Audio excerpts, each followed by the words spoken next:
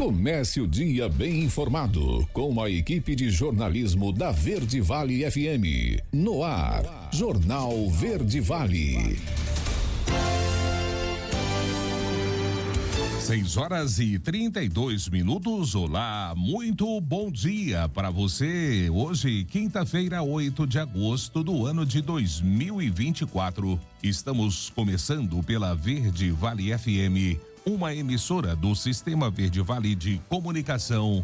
Mais uma edição do Jornal Verde Vale. Comigo aqui na bancada, Daliana Oliveira. Muito bom dia. Muito bom dia para você, Wesley. Muito bom dia para você também que acompanha a programação dessa quinta-feira, Jornal Verde Vale. Agora 6h33. Agora você confere os destaques das últimas 24 horas. Jornal Verde Vale. Ministério Público cumpre 29 mandados para investigar fraudes em licitações em Senador Canedo. Governo Federal restringe compra de imóveis usados no Minha Casa Minha Vida e exige entrada maior. Goiás registra mais de 9.500 internações por pneumonia em 2024. Médica presa em Goiás por sequestro de bebê tentou comprar outro recém-nascido na Bahia. Presidente da Câmara Arthur Lira quer escolher o seu sucessor neste mês de agosto. Governo lança sistema intrusivo de alerta de desastres. 11 cidades vão testar a tecnologia. Brasileiros ainda não sacaram 8 bilhões e meio de valores a receber. Os detalhes destas e outras notícias você vai conferir a partir de agora aqui no Jornal Verde Vale. A notícia em primeira mão. Jornal Verde Vale. Jornal Verde Vale. Verde Vale. Notícias do Brasil. 6h34. Uma ótima manhã de quinta-feira para você. Sejam todos bem-vindos e bem-vindas a mais uma edição do nosso Jornal Verde Vale. O governo federal alterou as regras de financiamento do programa Minha Casa Minha Vida para desestimular a compra de imóveis usados pelo programa. Agora o financiamento para famílias da faixa 3 com renda bruta entre R$4.400 e R$8.000 deve ser de até 70% do valor do imóvel nas regiões Norte, Nordeste e Centro-Oeste do país. A taxa para as regiões Sul e Sudeste passa a ser de 50%. Até o início do ano, a parcela financiável era de 80% do valor do imóvel. Depois, o governo já tinha publicado uma instrução normativa para que esse percentual ficasse entre 70% e 75% no Sul e Sudeste, dependendo da renda familiar. O valor de venda máximo do imóvel usado na faixa 3 também foi reduzido, ficando limitado a R$270 mil. Até o momento, esse valor era de R$350 mil. As mudanças foram publicadas no Diário Oficial da União pelo Ministério das Cidades nesta terça-feira.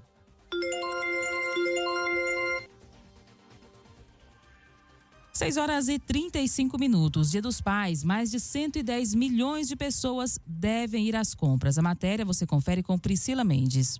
Mais uma data comemorativa está chegando e o comércio se mostra otimista para o Dia dos Pais, comemorado no próximo domingo, dia 11 de agosto. De acordo com o levantamento realizado pela CNDL, Confederação Nacional de Dirigentes Lojistas, e pelo SPC Brasil, Serviço de Proteção ao Crédito, 68% dos consumidores pretendem comprar presentes no Dia dos Pais este ano. Daniel Sakamoto, gerente executivo na CNDL, fala sobre as expectativas de compras entre os moradores das capitais. A expectativa é que o Dia dos Pais desse ano movimente mais de 26 bilhões de reais na economia. A pesquisa indica que aproximadamente 110 milhões de brasileiros vão às compras esse ano, sendo que 32% afirmam que pretendem gastar mais. Os principais presentes, roupas e vestuário em geral, são aqueles que mais são procurados, seguidos de perfumes e cosméticos. Depois tem calçados e acessórios. E acessórios são meias, cinto, carteira, óculos, relógio. Com relação aos locais, a maioria dos entrevistados afirma que pretende realizar as compras, principalmente shopping center, loja de departamento e aqueles shopping populares. A maioria dos consumidores, 78%, pretendem pesquisar preços para economizar antes de fazer as compras do Dia dos Pais, e o gerente executivo na CNDL destaca a média de gastos e as formas de pagamento. Bom, de acordo com os dados da pesquisa que foi realizada nas principais capitais do Brasil, a média de gastos é de R$ 230, e a grande maioria dos consumidores afirma que pretende pagar o presente à vista, principalmente no Pix e também ali no cartão de débito. Por outro lado, 34% afirma que tem intenção de pagar de maneira parcelada, e aí nesse caso o destaque é para o cartão de crédito, que é aquela modalidade mais comum para quem gosta de parcelar. Entre os entrevistados, 59% querem presentear o próprio pai, 19% o esposo e 11% o pai de seus filhos. 24% dos entrevistados costumam gastar mais do que podem para presentear no Dia dos Pais. Agência Rádio Web, produção e reportagem, Priscila Mendes. E o Ministério da Gestão divulgou nesta quarta-feira o cartão de confirmação de inscrição do Enem dos concursos. O documento mostra o endereço onde cada candidato fará o exame no dia 18 de agosto. Segundo o governo federal, os candidatos foram distribuídos em locais de prova em 228 cidades, levando em consideração o CEP informado no momento da inscrição. O documento também tem informações como o número definitivo da inscrição, os horários das provas manhã e tarde e se a pessoa inscrita terá direito a atendimento especializado ou tratamento pelo nome social, por exemplo. Para obter o cartão de confirmação, o candidato deve acessar a mesma página onde fez a inscrição. É necessário fazer login no endereço cpnu.sesgranrio.org.br/login com dados da conta gov.br e clicar na área do candidato. Jornal Verde Vale. Notícias de Goiás. 6h39 agora. E acompanhados por policiais militares, promotores do Ministério Público Estadual cumpriram na manhã desta quarta-feira mandados de busca e apreensão em 4 cidades de Goiás e em Palmas, no Tocantins. A ação tem como propósito colher provas contra um grupo que teria fraudado licitações para a execução de obras em Senador Canedo, cidade que fica na região metropolitana da capital. Os casos aconteceram entre 2017 e 2020. O ex-prefeito da cidade, pré-candidato ao cargo, Divino Lemes, do PSDB, é um dos alvos da operação. Os alvos do MP foram identificados depois de uma operação realizada em junho de 2021 em Nerópolis, a qual encontrou indícios de que uma organização fraudou licitações e contratos administrativos naquele município. Alguns dos investigados naquela época, segundo o MP, realizaram o mesmo esquema criminoso, mas de uma forma ainda mais ampla em Senador Canedo. Os indícios já colhidos apontam que, além de fraudar procedimentos licitatórios, simulando uma concorrência entre eles mesmos, os investigados também teriam superfaturado algumas obras e não concluíram outros empreendimentos, conforme estabelecidos em contrato. Funcionários comissionados que ocupavam cargos relevantes em Senador Canedo, ainda conforme a denúncia do MP, estariam envolvidos nessas fraudes e seriam donos de algumas empresas registradas em nome de laranjas, as quais teriam sido contratadas para a execução dos serviços. Além dos mandados de busca e apreensão, o Ministério Público conseguiu, junto ao Poder Judiciário, o bloqueio de 23.328 milhões de reais nas contas dos investigados. De janeiro a julho deste ano, a Secretaria do Estado da Saúde de Goiás registrou 9.526 internações por pneumonia nas unidades da rede estadual. Os números foram divulgados nesta quarta-feira. Em maio, houve um pico de internações pela doença. A Secretaria de Estado da Saúde informa que no período de janeiro até o final do mês de julho deste ano foram registrados 9.526 internações por pneumonia nas unidades da rede estadual. 731 internações em janeiro, 996 em fevereiro, 1.433 em março, 1.784 em abril, 1.802 em maio, 1.474 em junho e outras 1.306 em julho, é o que destacou a nota. A pneumonia é uma infecção pulmonar que pode ser causada por bactérias, vírus ou fungos. Os sintomas incluem tosse, febre, falta de ar e dor no peito. A doença pode ser grave, especialmente em crianças, idosos e pessoas com doenças crônicas. O Estado vai investir mais de R$1,5 bilhão em transporte coletivo até 2026. Os detalhes com Marcelo Tavares. O governo de Goiás investirá cerca de R$1,7 bilhão no transporte coletivo de Goiânia e região metropolitana até 2026. A gestão vem realizando uma série de investimentos na infraestrutura do transporte público em parceria com as prefeituras de Goiânia e região metropolitana e com o consórcio das concessionárias, tornando-o uma referência nacional. Dentre os investimentos realizados, também está o congelamento da tarifa em R$ 4,30 por meio do subsídio. O início das mudanças na infraestrutura ocorreu no eixo Anhanguera, com obras de modernização das 19 estações e 5 terminais do corredor de ônibus exclusivo. Essa etapa demanda recursos de R$ 182 milhões e deve ser concluída até o final de 2025. Pela primeira vez na história do transporte, os cerca de 7 mil pontos de ônibus da região metropolitana de Goiânia serão revitalizados com manutenção contínua. Mais de 6 mil câmeras de segurança serão instaladas nos terminais, estações e ônibus. Outro reforço na segurança foi a integração dos aplicativos Mulher Segura e o Sim RMTC, que permite que a mulher vítima de assédio sexual ou qualquer outro crime faça sua denúncia em tempo real. De Goiânia, Marcelo Tavares para a Agência Cora de Notícias. Jornal Verde Vale. Esportes. 6h43. A equipe masculina de tênis de mesa do Brasil está eliminada das quartas de final das Olimpíadas de Paris. Hugo Calderano, Vitor Ixi e Guilherme Teodoro perderam todas as 3 primeiras partidas para a França, sem somar nenhuma vitória. A França agora terá a China nas semifinais. O vencedor garante medalha. E o Brasil segue fazendo história no skate nos Jogos Olímpicos. Augusto Aquil mostrou grande recuperação na última volta. Na final desta quarta-feira, em La Concorde, conquistou a medalha de bronze na modalidade Park. Pedro Barros e Luigi Cini também participaram da final. O Brasil foi o único país com 3 representantes na decisão. Estados Unidos e Austrália também se destacaram com 2 atletas cada. A Itália colocou um competidor na final. O Brasil voltou às areias de Paris para a disputa das quartas de final do vôlei de praia das Olimpíadas. As brasileiras encararam Tina e Anastasia, dupla da Letônia. Agora, nas semifinais, as adversárias por uma vaga na final serão as australianas Mariaf e Clancy, que eliminaram Carol e Bárbara nas oitavas de final.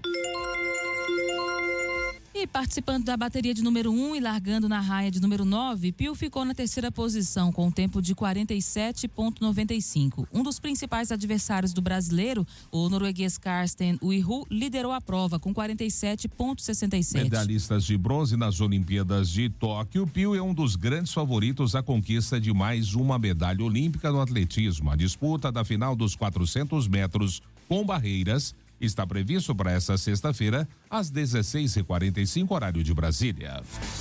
Jornal Verde Vale. Agronegócios. 6h45. Nessa quarta-feira, as referências futuras do milho finalizaram a sessão com desvalorização na Bolsa de Chicago, sendo que os principais contratos fecharam o dia com baixas de 5,50 a 4 pontos. De acordo com a Reuters Internacional, os contratos futuros do milho de Chicago caíram pelo segundo dia seguido. Na sessão desta quarta e meio, as expectativas de uma colheita abundante nos Estados Unidos e um dólar mais forte, o que torna os grãos norte-americanos menos competitivos. Na Bolsa Brasileira, as negociações futuras do milho fecharam o dia em campo misto. O vencimento de setembro 24 fechou cotado a R$ 60,11, com desvalorização de 0,35%. Novembro 24 terminou o dia cotado a R$ 63,92, com estabilidade. O janeiro 25 registrou uma alta de 0,09%. E fechou precificado em R$ 66,93 a saca. A Agroinvest destacou que os preços do milho operaram com quedas moderadas na Bolsa Brasileira, pressionados pelo dólar e a queda do milho em Chicago. Além disso, as vendas do milho foram mais fracas na sessão anterior, devido à pressão sobre o dólar e a Bolsa Brasileira. A notícia em primeira mão. Jornal Verde Vale. Jornal Verde Vale. Verde Vale. Notícias do Brasil. 7h01, já de volta com o Jornal Verde Vale dessa quinta-feira. O presidente da Câmara, Arthur Lira, quer bater o martelo em agosto do nome do seu sucessor na Câmara. O objetivo de Lira é definir um candidato único que seja apoiado pelo ex-presidente Bolsonaro e que não seja vetado pelo presidente Lula. A expectativa é que esse nome indicado seja definido ainda este mês para que a eleição na Câmara não seja usada como moeda de troca ou munição durante as eleições municipais. Normalmente, a disputa para o pleito ocorre entre 3 e 4 candidatos. Porém, dessa vez, Lira quer sentar e unificar as bases para enfraquecer qualquer adversário. Para tal, aliados do presidente da Câmara afirmaram que ele deve negociar espaços para escolher o nome. Por exemplo, ele pode escolher um candidato e oferecer para um suposto candidato B o cargo de vice-presidente. O presidente da Câmara já está em diálogo com integrantes do governo Lula e também com Jair Bolsonaro. A base de Lira confirmou que a sua indicação será alguém que esteja em linha com o ex-presidente, pois além de ser um cabo eleitoral, seu partido tem 93 deputados, a maior força na casa. E ao mesmo tempo, a preocupação de Lira é escolher alguém que Lula não vete e que seja também positivo para o governo. E o governo Lula lançou nesta quarta-feira um novo sistema de alerta de desastres, com avisos mais intrusivos que saltam na tela do celular. Antes de ser implementado em todo o país, o sistema vai ser testado em 11 municípios do Sul e Sudeste. São esses os municípios Roca Salles, no Rio Grande do Sul, Mussum, também no Rio Grande do Sul, Blumenau e Gaspar, em Santa Catarina, Morretes e União da Vitória, no Paraná, São Sebastião, Cachoeiro, em São Paulo, Cachoeiro do Itapemirim, no Espírito Santo, Indianápolis, em Minas Gerais, Petrópolis e Angra dos Reis, do Rio de Janeiro. Em maio, o superintendente da Agência Nacional de Telecomunicações, Gustavo Borges, disse que o sistema deve entrar em operação até dezembro em todos os estados do Sul e Sudeste. O novo sistema de alertas vai emitir alertas com sons e mensagens em formato pop-up no celular, que se sobrepõem ao conteúdo exibido na tela. 7 e 3, agosto lilás, o governo lança campanha pelo feminicídio zero no país. Os detalhes dessa ação com Yuri Hudson. Rosimeire Rosa Campos, 46 anos. Esse é o nome de mais uma vítima de feminicídio no Brasil. Ela foi assassinada pelo ex-marido, Anderson Campos, de quem estava separada há 4 meses. Rosimeire foi morta a facadas na capital do país, na região administrativa do Gama, a pouco mais de 30 quilômetros de Brasília. Na sequência, o ex-companheiro tirou a própria vida. A morte de Rosimeire, que deixa 2 filhos, ganha projeção em uma data de combate a essa violência, quando a Lei Maria da Penha completa 18 anos. A legislação é considerada um marco na defesa dos direitos das mulheres. Apesar disso, a opressão às mulheres ainda é uma realidade. O Agosto Lilás é uma forma de intensificar o combate à violência contra a mulher. O Ministério das Mulheres lançou a campanha pelo Feminicídio Zero. A ministra Cida Gonçalves destacou que alcançar o objetivo deve ser uma meta do governo e também da sociedade. Nós temos um grande desafio. A violência contra as mulheres tem aumentado. O feminicídio também aumentou em 2023. Nós estamos aqui para dizer que a violência contra as mulheres é responsabilidade do governo de fazer políticas públicas, de implementar a política pública, mas é responsabilidade de todas e todos nós enfrentarmos elas. Nós precisamos que você se engaje, nós precisamos que você nos ajude a chegar no feminicídio zero. A cada dia, pelo menos 4 mulheres são vítimas de feminicídio no país. Segundo o 18º Anuário Brasileiro de Segurança Pública, 1.467 mulheres morreram vítimas de feminicídio em 2023. Esse é o maior registro desde a sanção da lei que tipifica o crime em 2015.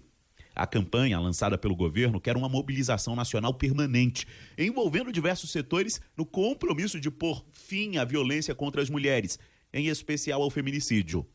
Se você é vítima de violência ou conhece alguém que passa por esse tipo de abuso, denuncie. Ligue para a Polícia Militar no 190 ou disque 180. Agência Rádio Web de Brasília, Yuri Hudson. Jornal Verde Vale. Notícias de Goiás. 7h06. A médica Cláudia Soares Alves, presa em Goiás por sequestrar um bebê em Minas Gerais, já havia tentado comprar outro recém-nascido na Bahia. Segundo informações do delegado Anderson Pelágio, a tentativa de compra aconteceu 4 dias antes do sequestro em Uberlândia. Segundo ainda as investigações, Cláudia planejava desde o início do ano fazer uma adoção legal. Em maio, ela anunciou para a família e amigos próximos que estava grávida. A médica comprou enxoval e outros itens de bebê na cidade de Tumbiara. Conforme as apurações, Cláudia é médica neurologista, mas fingiu ser pediatra. A Polícia Civil concluiu as investigações e indiciou a médica pelos crimes de falsidade ideológica e tráfico de pessoas. A mulher, que foi detida em julho, permanece presa. Quando Cláudia foi localizada, a defesa disse que a médica tem transtorno bipolar e estava em crise psicótica. O ex-vereador e médico Paulo Darrero obteve um mandado de segurança para reassumir a liderança do Progressistas em Goiânia, após ser afastado do cargo pela executiva estadual do partido na terça-feira. A decisão judicial emitida pela desembargadora Alessandra Contígio do Amaral questiona a forma como a comunicação de afastamento foi realizada. A executiva estadual havia afastado Dayer sob acusações de infidelidade partidária e ações fraudulentas durante a convenção do partido no domingo. Em seu lugar foi nomeado o deputado federal Adriano Avelar, também conhecido como Adriano do Baldi. A polêmica surgiu quando, na última convenção, Paulo foi indicado como candidato a vice-prefeito na chapa liderada pelo senador Vanderlan Cardoso, surpreendendo a executiva do PP em Goiás. A expectativa era que o empresário Sandro Mabel, nome apoiado pelo governador Ronaldo Caiado, recebesse o apoio da legenda progressista. A decisão de Dayer gerou tensão entre a família Baldi, que comanda o partido em Goiás e é aliada do governador. Ele defende que agiu com independência e que a decisão foi colegiada. A questão agora deverá ser resolvida na Justiça Eleitoral. Secretaria de Saúde do Estado, ela alerta sobre os casos de câncer do pulmão aqui em Goiás. Vamos saber desse alerta com a Juliana Carnevale. A Secretaria de Estado da Saúde de Goiás alerta a população sobre o câncer de pulmão, considerado um dos tumores malignos mais comuns, com uma incidência mundial que aumenta cerca de 2% ao ano. Em 90% dos casos, a doença está relacionada ao consumo de derivados do tabaco, que tornou-se uma das principais causas evitáveis de morte em todo o mundo. O alerta faz parte da campanha Agosto Branco, que reforça a necessidade de conscientização sobre a doença em nível mundial. No Brasil, conforme as estimativas de 2023 do Instituto Nacional de Câncer, o câncer de pulmão foi o terceiro mais comum entre homens e o quarto entre as mulheres. Goiás registrou no ano passado 1.049 mortes por câncer de pulmão. No estado, a maioria dos casos diagnosticados de câncer de brônquios e pulmão recebeu o tratamento tardiamente, ou seja, mais de 60 dias após o diagnóstico. Por isso, o rastreamento do câncer de pulmão tem como objetivo detectar a doença em estágios iniciais através da tomografia computadorizada. O exame é recomendado para pacientes de 55 a 80 anos com histórico significativo de tabagismo ou exposição a outros fatores de risco. De Goiânia, Juliana Carnevale, da agência Cora de Notícias. Jornal Verde Vale. Esportes. 7h10. Foi com susto, mas o Flamengo está classificado às quartas de final da Copa do Brasil. Na noite dessa quarta-feira, o Palmeiras venceu o rubro-negro por 1-0, com gol de Vitor Reis no primeiro tempo. Pressionou, quase conseguiu levar a decisão para os pênaltis, mas foi eliminado. Dessa vez, a história do jogo se inverteu. Se na vitória por 2-0 no Maracanã, o Flamengo foi soberano na partida, no Allianz Parque, o Verdão dominou, ditou o ritmo do jogo e ficou por detalhes de conseguir um placar melhor. A atuação do Flamengo, assim como foi a do time paulista no jogo de ida, foi apática e quase custou a classificação. Classificado às quartas de final, o Flamengo agora vai saber do seu adversário na próxima fase do sorteio, após um sorteio na CBF com data ainda a ser confirmada. A fase de oitavas de final termina nesta quinta-feira com a definição dos 8 times que vão avançar. E o Atlético não deu chance ao CRB e assegurou um lugar nas quartas de final da Copa do Brasil. Na noite dessa quarta-feira, na Arena MRV, o Galo venceu por 3-0 no segundo confronto do mata-mata, depois de empate em 2-2 no jogo de ida. O lateral esquerdo Arana e Saravia, da ala pela direita, fizeram os gols do Atlético no primeiro tempo. No final, Saravia fez o terceiro gol do Galo, liquidando a partida. Zaratio chegou a marcar o quarto gol atleticano, mas foi assinalado impedimento no lance. O Atlético vai receber R$4.500.000 de cota pela vaga na próxima fase. O adversário ainda será definido em sorteio realizado pela CBF. Os jogos das quartas de final estão programados para as semanas dos dias 28 de agosto e 12 de setembro. E após receber a partida de ida por 2-0 em casa, vencer a partida de ida por 2-0, o Atlético Paranaense voltou a derrotar o Red Bull Bragantino e eliminou o adversário nas oitavas de final também da Copa do Brasil. A partida de volta aconteceu no estádio Nabi Bichedi, casa do Massa Bruta, em Bragança Paulista, e terminou 3-2 para o Furacão, que garantiu a vaga nas quartas de final. Canóbio, Mastriani e Fernandinho abriram um incrível placar de 3-0 para o Atlético, com 2 gols no fim da partida. Thiago Borba descontou para o Bragantino. O Atlético Paranaense está classificado para as quartas de final da Copa do Brasil e aguarda a definição do adversário na próxima fase. Ainda não há data para que ocorra o sorteio. O Bragantino, por sua vez, cai nas oitavas de final da competição. Jornal Verde Vale. Agronegócios. 7h12 e as exportações brasileiras de carne suína registraram em julho novo recorde. Os números foram anunciados nesta quarta-feira pela Associação Brasileira de Proteína Animal, em meio ao Salão Internacional de Proteína Animal em São Paulo. Foram embarcadas no mês 138.300 toneladas, um número 31,4% superior ao registrado no mesmo período do ano passado, quando foram embarcadas 105.300 toneladas. A receita mensal também foi recorde, rompendo pela primeira vez a barreira dos 300 milhões de dólares. Ao todo, foram 309 milhões e 400 mil dólares registrados em julho, número 24,1% superior ao obtido no mesmo período do ano passado, quando as exportações renderam 249 milhões e 400 mil dólares. No ano, a alta acumulada em volumes é de 8,2%, com um total de 752.100 toneladas exportadas entre janeiro e julho, contra 695.100 toneladas no mesmo período do ano passado. A receita acumulada no período chegou a 1.609 bilhões de dólares, saldo 3,2% menor que o registrado no mesmo período do ano passado, quando a arrecadação foi de 1.663 bilhões de dólares. Jornal Verde Vale. Verde Vale. Notícias do Brasil. 7h14. Os brasileiros ainda não sacaram 8,5 bilhões de reais em recursos esquecidos no sistema financeiro até o fim de junho, de acordo com dados divulgados ontem pelo Banco Central. Até agora, o sistema de valores a receber devolveu 7,4 bilhões de reais, de um total de 15,9 bilhões postos à disposição pelas instituições financeiras. O sistema é um serviço do Banco Central, do qual o cidadão pode consultar se ele próprio, sua empresa ou pessoa falecida tem dinheiro esquecido em algum banco, consórcio ou outra instituição e, caso tenha, saber como solicitar o valor. Para ter acesso a recurso de pessoas falecidas, é preciso ser herdeiro, testamentário, inventariante ou representante legal. As estatísticas do sistema são divulgadas com 2 meses de defasagem. Entenda como vai funcionar a atualização cadastral do BPC nessa matéria de Érica Braz. Cerca de 800 mil pessoas que recebem o benefício de prestação continuada, o BPC, e não atualizaram suas informações no Cadastro Único nos últimos 48 meses, precisam cumprir este critério previsto em lei.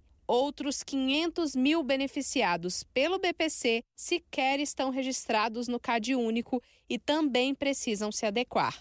O Ministério do Desenvolvimento e Assistência Social, Família e Combate à Fome, em parceria com o INSS e o Ministério da Previdência Social, convoca os beneficiários para regularizar estes cadastros. As notificações são enviadas apenas para quem necessita da atualização cadastral ou para quem não está no Cadastro Único e recebe o BPC. O secretário nacional de Assistência Social do MDS, André Quintão, afirma que não há motivo para correria aos Centros de Referência da Assistência Social, os CRAS. É um processo inédito, porque não houve um processo de atualização e inscrição cadastral de quem saiu nos últimos anos, então nós temos aí um passivo muito grande. Por isso que esse tempo, esse cronograma a ser cumprido é muito importante para também não gerar nenhum tipo de volume maior de pessoas nos CRAS, que as pessoas não se desloquem de maneira inadequada. Os beneficiados que estão fora do Cade Único são o primeiro público convocado. eles estão sendo notificados da necessidade de ir a um CRAS ou a um posto de atendimento do Cadastro Único por meio do extrato bancário de recebimento, pela Central 135, pelo aplicativo e site Meu INSS e por SMS. André Quintão destaca outro motivo para que os usuários estejam inscritos e com o cadastro atualizado. Além de cumprir esse requisito formal de obrigação de estar no CAD Único, ao estar no CAD Único permite um maior acompanhamento, dos serviços socioassistenciais que o SUAS hoje disponibiliza para idosos e para pessoas com deficiência. O benefício de prestação continuada atende atualmente mais de 6 milhões de beneficiários. São idosos acima de 65 anos e pessoas com deficiência que vivem com uma renda familiar per capita igual ou menor que 1/4 do salário mínimo. O benefício de prestação continuada é um direito muito importante. É uma renda para as pessoas com deficiência, com pessoas idosas que estão em situação de muita vulnerabilidade social. Então, a gestão do BPC tem que ser uma boa gestão, os dados têm que estarem atualizados para que essas pessoas que de fato precisam tenham acesso a esse direito acessado. E aquelas que porventura saíram do critério, que elas também deixem e abram espaço para outras pessoas que de fato precisam. Os beneficiários convocados para regularização, que moram em municípios de até 50 mil habitantes, vão ter 45 dias a partir da notificação para cumprir a exigência legal. Os que moram em municípios com mais de 50 mil habitantes têm até 90 dias para fazerem a inscrição ou atualização. A atualização e inscrição no CAD Único de beneficiários do BPC foram adotadas pelo governo federal também para garantir a transparência no uso dos recursos públicos, além de combater fraudes e irregularidades. Reportagem Érica Brás. O conteúdo que você ouviu é distribuído pela agência Rádio Web. 7h18, último intervalo do Jornal Verde Vale desta quinta-feira. No próximo bloco, o governo de Goiás inicia obras para o aumento de vagas em presídios. Soja, menor demanda chinesa, expectativas de ampla oferta mantém Chicago em baixa. E claro, espaço também para as nossas notícias locais. Não saia daí, a gente volta já logo após o break comercial. Jornal Verde Vale. Jornal Verde Vale. Verde Vale. Notícias do Brasil. 7h26 agora, já de volta com o Jornal Verde Vale desta quinta-feira aqui pela Verde Vale FM. Olha, o Brasil já contabiliza 5.008 mortes por dengue este ano. O número é mais de 4 vezes superior ao registrado ao longo de todo o ano anterior, quando foram notificados 1.179 óbitos pela doença. Ainda 2.137 mortes em investigação pela doença. Dados do painel de monitoramento de arboviroses indicam que o país contabiliza 6.449.380 casos prováveis de dengue. O coeficiente de incidência da doença nesse momento é de 3.176,1 casos para cada 100 mil habitantes e a letalidade em casos prováveis é de 0,08. Os dados mostram que 55% dos casos prováveis se concentram entre mulheres e 45% entre homens. O grupo de 20 a 29 anos responde pelo maior número de infecções, seguido pelo grupo de 30 a 39 anos e de 40 a 49 anos. Já os grupos que registram menos casos são menores de 1 ano, 80 anos ou mais e de 1 a 4 anos.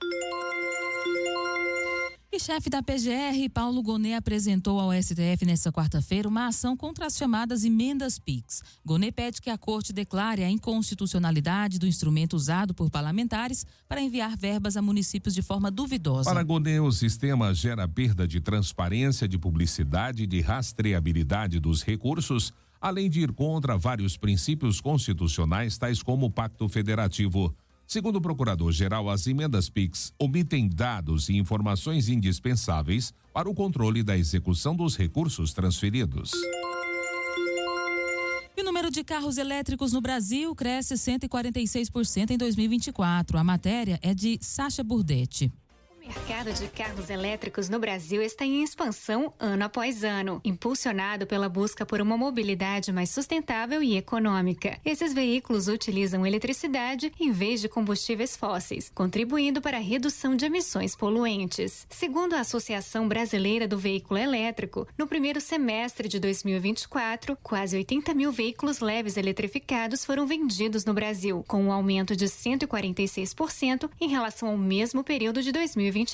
O fundador da Associação Brasileira dos Proprietários de Veículos Elétricos Inovadores e responsável pelo Instagram Meu Carro Elétrico, Rogério Marquebit, fala das vantagens e desvantagens desse tipo de automóvel. A gente já percebe nas ruas a quantidade de veículos elétricos. É um crescimento enorme, muito grande, né, que vai ser sentido principalmente nas nossas cidades. E isso é muito bom, que é um veículo amigo do meio urbano, amigo da cidade. É um veículo zero emissão de CO2, zero barulho, mas a maior dificuldade é a falta de infraestrutura. Não no meio urbano, que é relativamente simples, mas a gente sente muita falta, que é o grande gargalo, né, para se tornar mais acessível o veículo elétrico, são as nossas estradas. Realmente falta uma infraestrutura de recarregamento rápido no meio rodoviário. Atualmente, todos os modelos 100% elétricos no Brasil são importados, mas a demanda por descarbonização da economia e a maior conscientização ambiental estão contribuindo para o crescimento do setor. O doutor em administração e professor da Universidade Federal do Rio Grande do Norte, Gabriel Martins, explica que o país está começando a avançar no segmento.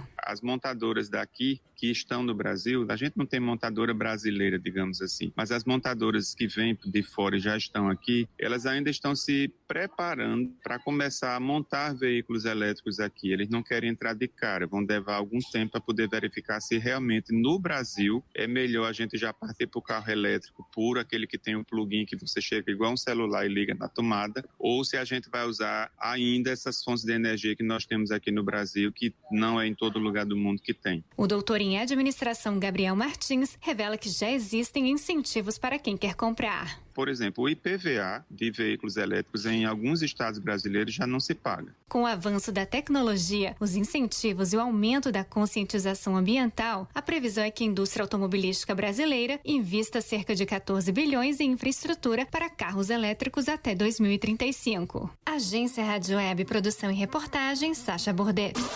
Jornal Verde Vale. Notícias de Goiás. 7h31. E o governo de Goiás, por meio da Diretoria-Geral de Polícia Penal, iniciou a construção de mais de 800 vagas para o sistema penitenciário do estado nas cidades de Caldas Novas e Formosa. Os 2 canteiros de obras ficaram prontos em julho e as ordens de serviço foram assinadas na última sexta-feira. O investimento do Poder Público Estadual é de mais de 84 milhões de reais nas 2 unidades prisionais. A previsão é que as obras durem 6 meses. Serão 400 vagas em cada unidade edificadas no modelo moldado em loco. Esse sistema permite a moldagem de paredes com uma espécie de tela metálica, fabricada no local onde a construção está sendo executada, garantindo mais agilidade aos trabalhos. Essas 800 vagas se juntam a outras 2.050 que serão abertas no sistema penitenciário goiano até abril do ano que vem. Somente no Complexo Prisional Policial Penal Daniela Cruvinel, em Aparecida de Goiânia, são 1.600 vagas, distribuídas da seguinte forma: 800 na penitenciária Coronel Odeir Guimarães e outras 800 na Casa de Prisão Provisória. A inauguração está prevista para setembro. E na manhã desta quarta-feira, uma operação da Polícia Civil de Goiás prendeu preventivamente um suspeito de usar um certificado falso para participar de um processo seletivo da educação estadual. De acordo com a Polícia Civil, o investigado apresentou o documento para ser contratado como professor temporário. A Operação Impostor foi deflagrada pela Delegacia Estadual de Repressão a Crimes contra a Administração Pública. Além da prisão, a Polícia Civil cumpriu um mandado de busca e apreensão na residência do indivíduo. Durante as diligências, os policiais comprovaram a falsidade do documento. A investigação agora busca identificar um possível grupo criminoso responsável por várias falsificações de certificados escolares usados em processos seletivos. A pena para o crime de uso e falsificação do documento público é de 2 a 6 anos de reclusão. Programas sociais do governo de Goiás dão prioridade a mulheres vítimas de violência. Os detalhes com Maria Paula. A Lei Maria da Penha completou 18 anos na última quarta-feira. O marco norteia a proteção às vítimas de violência doméstica e familiar em ações que, no estado de Goiás, têm avançado ao longo dos últimos 6 anos. Além de receber auxílio financeiro mensal de R$ 300 por meio do programa Goiás por Elas, as mulheres que integram o grupo têm prioridade em um conjunto de 12 iniciativas do Goiás Social que englobam moradia, transporte, alimentação, água, energia e qualificação profissional. O Goiás por Elas já alcançou 2.553 mulheres no estado e conta atualmente com 1.538 beneficiárias ativas. Na área de moradia, por exemplo, o estado atende 780 mulheres em situação de violência doméstica com o programa Pra Ter Onde Morar, Aluguel Social. No leque de políticas públicas contempladas pelo Goiás Social estão ainda o Mães de Goiás, o Dignidade, o Crédito Social, o Aprendiz do Futuro e o Passe Livre Estudantil. Além de cursos de qualificação profissional, vagas de emprego, tarifa social de energia, água social e os programas Meninas de Luz e Banco de Alimentos, geridos pela Organização das Voluntárias de Goiás. Já na área da segurança, o governo de Goiás estruturou o Batalhão Maria da Penha, que atualmente possui policiais que atuam na capital e no interior. O número de feminicídios em Goiás caiu 37,5% nos primeiros 6 meses de 2024 em relação ao mesmo período do ano passado. De Goiânia, Maria Paula, da agência Cora de Notícias. Jornal Verde Vale. Esportes. 7h35. E o Bahia venceu o Botafogo por 1-0 na Arena Fonte Nova. O gol foi marcado por Luciano Rodrigues. Lúcio, para os mais íntimos, como os torcedores baianos costumam chamá-lo, e avançou para as quartas de final da Copa do Brasil. 7º colocado no Brasileiro, Bahia volta a campo no domingo às 16 horas, novamente na Fonte Nova, em clássico contra o Vitória. Pela Copa do Brasil, ainda vai aguardar sorteio. Líder do Brasileiro, o Botafogo agora enfrenta o Juventude no domingo às 11 da manhã no estádio Alfredo Jaconi, em Caxias do Sul. E o Fluminense está fora da Copa do Brasil. A reação nos acréscimos não foi suficiente para evitar a eliminação para o Juventude, que abriu 2-0 e viu o tricolor empatar em 2-2, com gols aos 45 e 47 do segundo tempo. O time gaúcho venceu a primeira partida no Alfredo Jaconi e garantiu a vaga com gols de Lucas Barbosa e Marcelinho. Os primeiros sofridos pelo Flu com Thiago Silva em campo, Cauã, Elias e Keno foram os responsáveis pela igualdade. As quartas de final da Copa do Brasil estão previstas para a semana dos dias 28 de agosto a 4 de setembro. Os confrontos serão definidos, como dissemos, em sorteio. No fim de semana, o Fluminense tem o clássico contra o Vasco no sábado às 21h30 em São Januário, enquanto que o Juventude recebe o Botafogo às 11 da manhã no domingo no Alfredo Jaconi. Jornal Verde Vale. Agronegócios. 7h36. Os contratos da soja em grão registram preços significativamente mais baixos nas negociações da seção eletrônica na Bolsa de Mercadorias de Chicago. O mercado estende as perdas do pregão anterior, pressionado pelas expectativas de uma produção recorde da oleaginosa nos Estados Unidos e pela redução da demanda global, evidenciado pelas importações chinesas abaixo das previsões dos analistas. A valorização do dólar em relação a outras moedas também contribui para o cenário negativo. As importações de soja em grão pela China no mês de julho somaram 9,85 milhões de toneladas, representam um aumento de 2,9% em relação ao mesmo mês do ano passado. A expectativa do mercado era de 12 a 13 milhões de toneladas. No acumulado de 2024, as importações chinesas somaram 58,33 milhões de toneladas, uma queda de 1,3% sobre igual período de 2023. As informações são da agência Reuters, que divulgou dados da Administração Geral da Alfândega. Jornal Verde Vale. Verde Vale. Notícias do Brasil. 7h37. Agosto laranja. Entenda o que é a esclerose múltipla. Confira essa matéria com Renê Almeida. O mês de conscientização sobre a esclerose múltipla. A doença neurológica acomete o sistema nervoso central e atinge principalmente pessoas entre 20 e 40 anos, sendo que em mulheres a ocorrência é de 2 a 3 vezes maior. Estima-se que 2.800.000 pessoas tenham esclerose em todo o mundo, sendo 40 mil só no Brasil. A neurologista Carla Stella explica que a doença está associada a uma predisposição orgânica. Uma delas é um sistema imunológico que passa a não reconhecer a mielina. A mielina é uma substância que envolve todos os nervos do sistema nervoso central, que significa cérebro, cerebelo e medula cervical e dorsal. Então, tudo que temos relacionados à esclerose múltipla estão ligados ao sistema imunológico, que ele passa a não reconhecer essa substância chamada mielina e passa a atacá-la repetidas vezes. Ela também revela os principais sintomas. Então, nós temos sintomas relacionados à visão, por exemplo, que é um dos inícios da doença, né? Que é uma neurite óptica. A segundo fator, a gente tem, os pacientes podem apresentar sintomas relacionados a formigamento nos pés, nas pernas, nos braços, nas mãos, no rosto, perda de força em determinada área do corpo, perda do tônus. Mas a característica fundamental é que este quadro sintomático, ele acontece, tem um tempo de ocorrer e o próprio organismo revitaliza isso. A neurologista afirma ainda que hoje em dia os tratamentos multidisciplinares são muito eficientes, de alta complexidade, mas com baixos efeitos colaterais. Então quer dizer que ela tem cura? Não, ela não tem cura, ela é uma doença autoimune.